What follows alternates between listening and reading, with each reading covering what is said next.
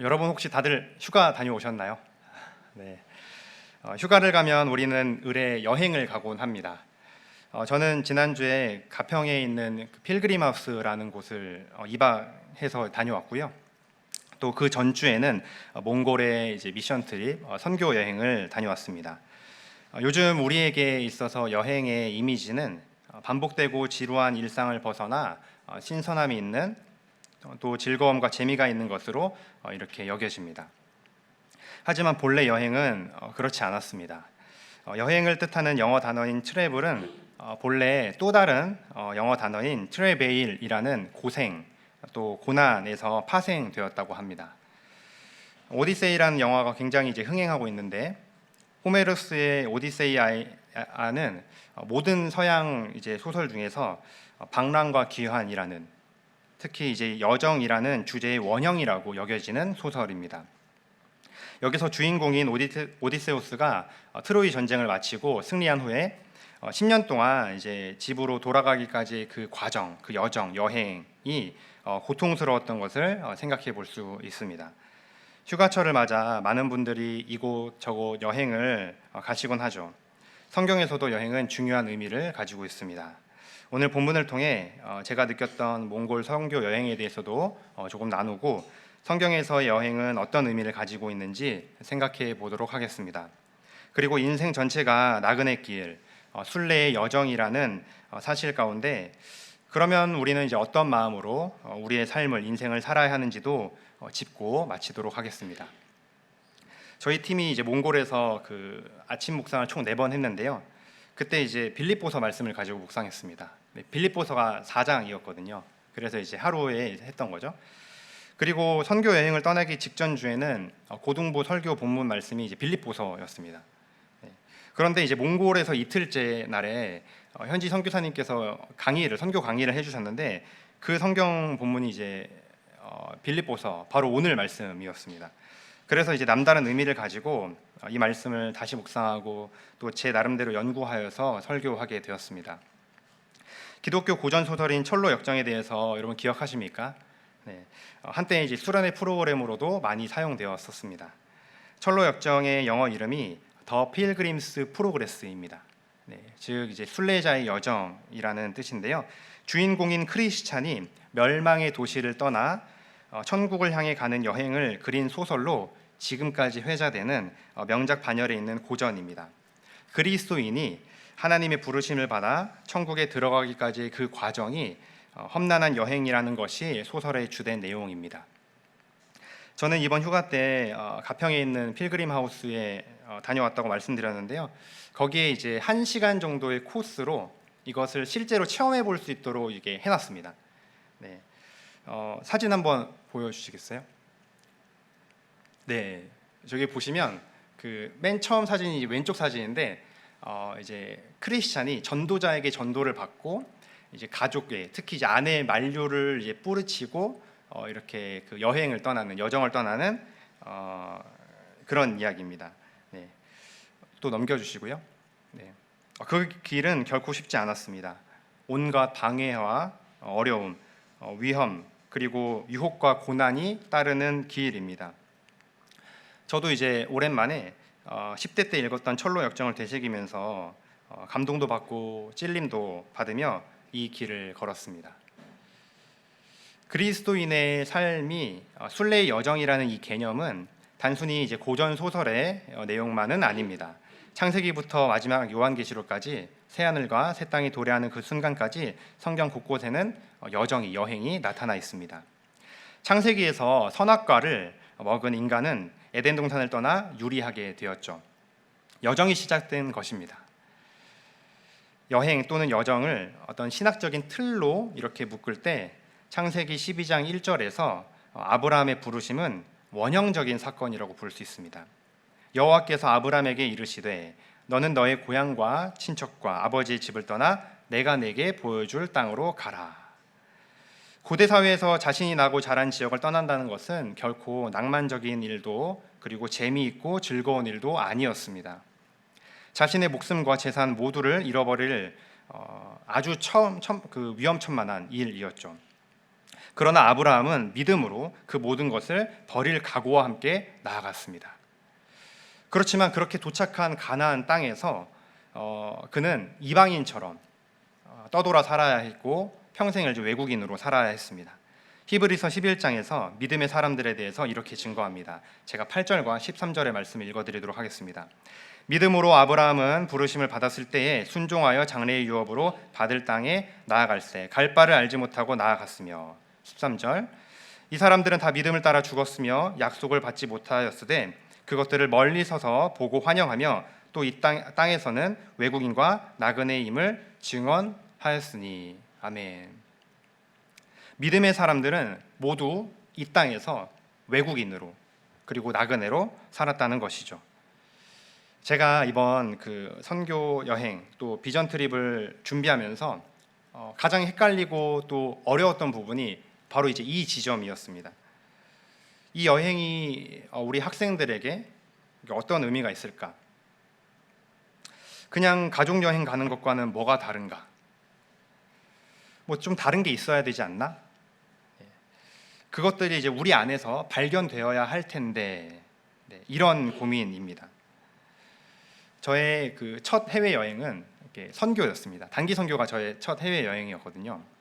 그때는 이제 돈이 전혀 없었고 집에서도 지원을 전혀 기대할 수 없는 그런 상황이었습니다. 그래서 이제 손수 기도 편지를 써서 이제 교회 집사님과 또 선생님들께 고등학생 때였거든요. 선생님들께 이제 돌리고 그렇게 10,000원, 5,000원, 5만 원, 때로는 한 10만 원 이렇게 후원을 받아가면서 또 이제 뭐 별로 없는 용돈도 이렇게 부어서 겨우 비행기 표를 마련하고 마감 날에 겨우 이제 보내고 또 체류 비용은 없어서 다시 또 기도하고 하나님의 은혜로 이렇게 떠났었습니다. 그렇게 해서 이제 갔던 그 선교지도 뭐 없습니다. 그냥 아침 저녁으로 기도하고요. 그리고 이제 전도하러 나갔었습니다. 네. 하루 종일 전도하고 그랬었죠. 그런데 이제 저희 이제 학생들을 보니까 몇몇 학생들은 나름 고민하고 씨름하고 어떤 이제 사모함을 가지고 나오는데 또 이제 몇몇 학생들은 그렇지 않아 보였습니다. 네. 거기 이제 그 선교사 자녀 학교에 갔었는데 거기는 이제 비전 트립을 한 1년씩 준비하는데요. 학생들이 이제 중학생부터 이제 비전 트립을 가는데 아무것도 안 해준다고 합니다. 숙소를 정하는 것 그리고 비행기표 예매하고 가서 뭘 할지까지도 학생들이 다 알아서 하게끔 한답니다. 네. 그리고 이제 애들이 그 뭐 무슨 뭐 말 기름 무슨 뭐 비누 이런 거를 막 파는 게 포스터가 막 붙여져 있는 거예요. 이제 그거 보면서 제가 저희 학생들한테 그랬거든요. 야 원래 선교 이렇게 와야 돼. 원래 이렇게 가야 돼. 네. 근데 이제 그 저희 학생들은 이제 뭐 가볼까? 뭐 재밌을 것 같은데 엄마 그 가볼래? 비행기 값 내주세요. 이렇게 이제 온 것 같은 느낌인 거죠. 둘째 날에 선교사님 이제 강의를 하시는데 선교사님께서 찬양하고 이제 기도하자고 이렇게 하셨어요. 기도하고 시작하자고 하셨어요. 그래서 이제 찬양을 하고 이제 기도하는데 열심히 안 하는 거예요. 네. 조는 친구들도 있고 조는 선생님도 있었습니다. 그래서 너무 민망했어요. 네, 제가 너무 민망한 거예요. 네. 그래가지고 이제 강의가 마치고 난 다음에 좀 혼을 냈습니다. 혼을 냈습니다. 물론 이제 처음 가는 나라 그리고 여러 활동과 귀한 경험을 하면서 너무 좋았고요, 너무 감사했습니다. 네. 하지만 저는 그 몽골 이 기간 내내 이런 그 생각이 고민이 떠나지 않았었습니다. 저의 그런 마음을 아셨는지 선교사님께서는 자고로 여행은 이제 행복이 목적이라면서 말씀도 해주시고 또 저희를 잘 인도해 주셨지만 저는 이제 우리는 그냥 여행이 아니라 선교 여행을 온 건데 그리고 여행이라고 하면 자고로 이제 어려움이 따르기 마련이고 위험을 감수하는 일이고 그리고 고난이 따르기 마련인데 너무 관광객처럼 이렇게 투어리스트처럼 있는 건 아닌가 이렇게 되돌아보게 되었습니다. 성도 여러분, 출애굽을 한번 생각해 보시길 바랍니다. 우리가 계속해서 지금 담임 목사님 통해서 출애굽 말씀을 묵상하고 있는데 이스라엘 백성은 정처 없이 40년 동안 광야를 떠돌았습니다. 굉장히 불편한 일이었습니다. 네, 불편한 일이었습니다. 고단하고 때로는 고통이 따르는 길입니다. 그런데 왜 하나님은 그들에게 이런 과정을 허락하셨을까요? 왜 그들은 이런 고단한 여행이 필요했을까요? 이스라엘 백성들은 이집트에서 노예로 살았었죠. 네, 하나님의 전적인 은혜와 놀라운 기적으로 인해 이집트를 탈출하고 구원을 받았습니다. 그들의 신분이 단숨에 한순간에 바뀐 것입니다. 네, 너무나도 기쁘고 감사한 일이었습니다. 그렇지만 그것만으로는 부족했습니다. 네, 하나님은 그들을 시험하셨고, 그리고 그들은 번번이 하나님을 믿지 못하며 불평과 불만을 쏟아냈습니다. 종국에는 하나님을 원망하고 하나님을 모욕했습니다. 그런 그들을 하나님은 광야를 여행하게 하시며 다루어 가십니다. 말씀을 주사 이제는 노예가 아닌 하나님의 백성으로서 어떻게 살아야 하는지를 가르치십니다.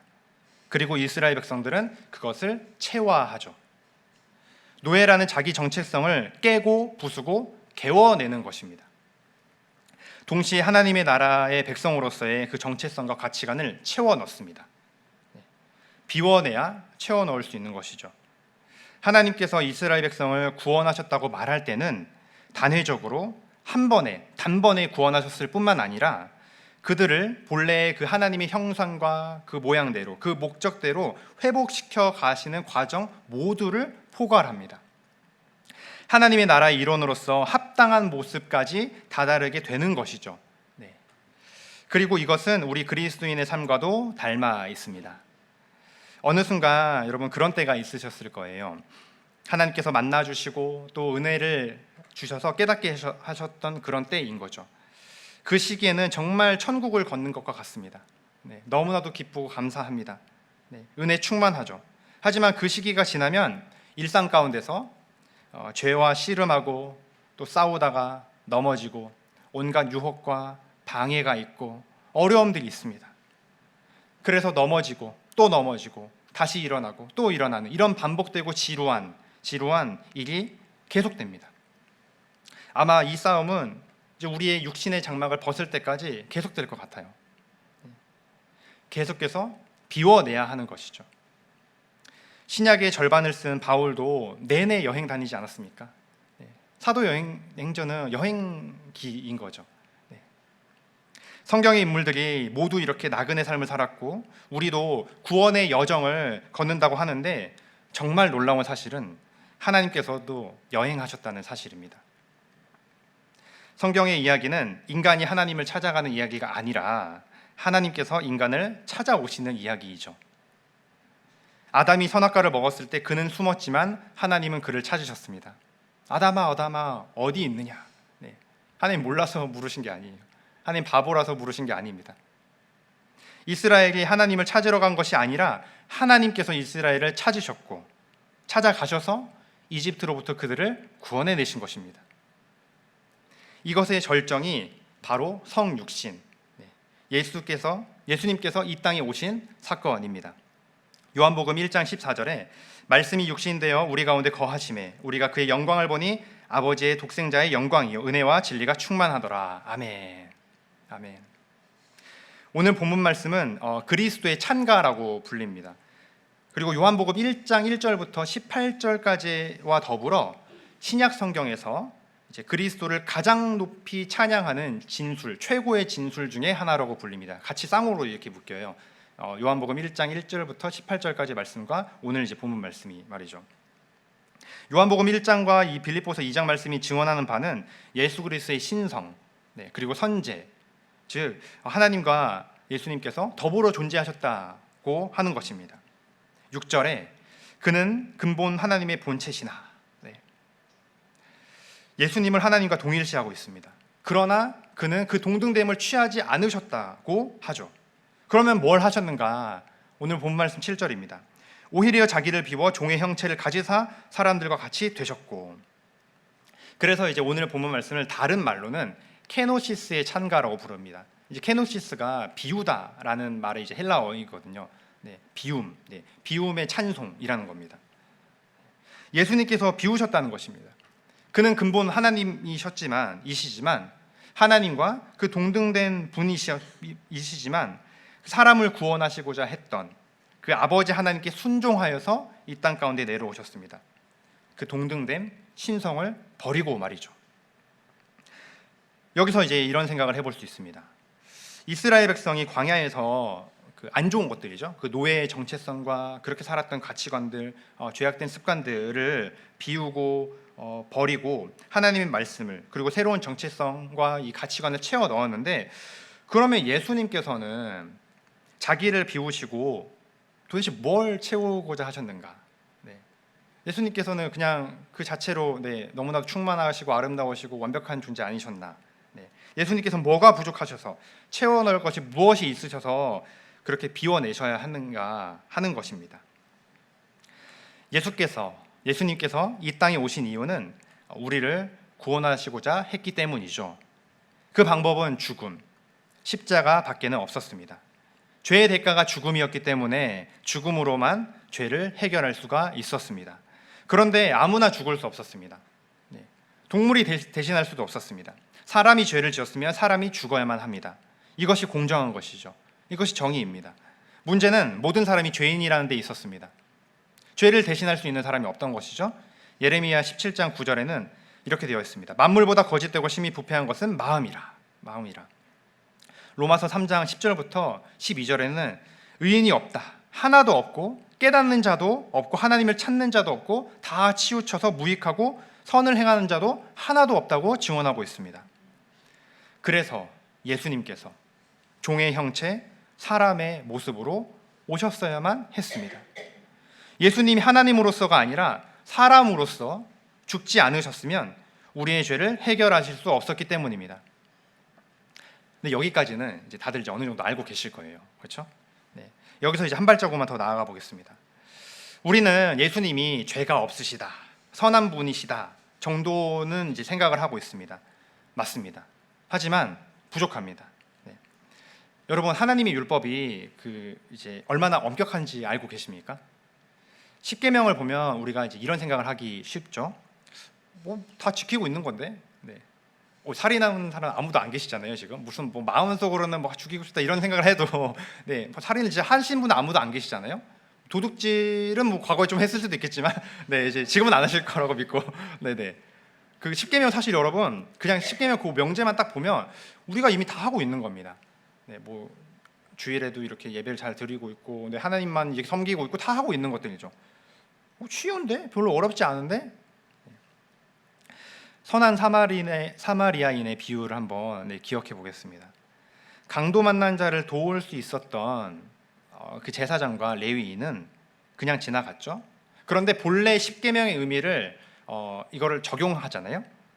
그러면 만약에 이제 강도 만난 자가 죽었다고 하면 레위인과 그 제사장도 살인죄에서 자유로울 수가 없었습니다. 그게 이제 하나님의 기준이었어요. 하나님의 선입니다. 즉 적극적인 의미에서의 선을 행하는 것까지 하나님께서 원하셨던 선이었습니다. 우리 예수님 죄가 없으셨습니다. 또한 그는 적극적으로 선을 행하셨죠. 제자들의 증언에 따르면 성경에 기록되지 않았던 병든 자를 고친 일, 수많은 기적을 행한 일이 수도 없이 많았다고 하셨습니다. 그래서 그는 자주 피곤하셨습니다. 공생애를 시작하시고 항상 여기저기 여행을 다니시며 사람들을 고치시고 깨우치시고 먹이셨습니다. 그리고 부패한 기득권과 맞서셨죠. 그렇게 아버지께서 원하시는 온전한 거룩을 이루셨던 것입니다. 예수님께서 하나님과의 동등됨을 비우시고 인간으로서 채우길 원하셨던 것은 바로 거룩과 순종과 사랑이었습니다. 이 모든 것은 원래 하나님께서 우리에게 원하셨던 일이었지만 우리가 그 일을 할 수 없었기에, 우리는 실패했었기 때문에 하나님의 하나뿐인 아들 그리스도가 인간의 모습으로 오신 것입니다. 그렇게 하나님께서 원하시는 거룩과 순종과 사랑으로 자신을 채워 넣으셨던 인간 예수님은 온전한 제물이 되실 수 있었습니다. 그리고 십자가의 죽으심으로 아버지의 뜻과 자신의 사명을 이루셨습니다. 강의를 해주셨던 이제 몽골 선교사님께서 이런 말씀하셨어요.